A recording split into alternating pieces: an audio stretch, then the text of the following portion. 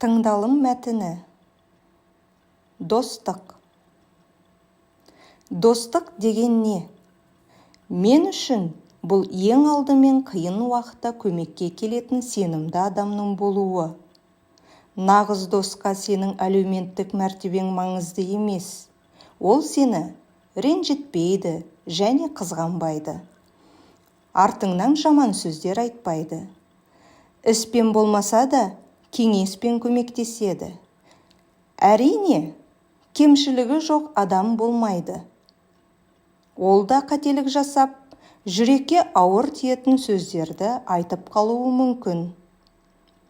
Сондықтан бір-біріне кешірімді бол.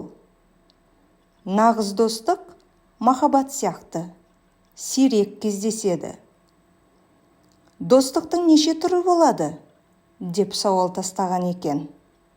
Сонда Әйтімбет: достықтың екі түрі болады. Бірі адал достық, екіншісі амал достық, деп жауап қайтарыпты.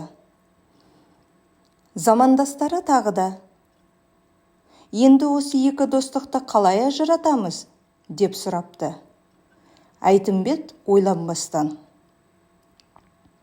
адал достық өмірлік нұсқа болады, амал достықтың өрісі қысқа болады депті.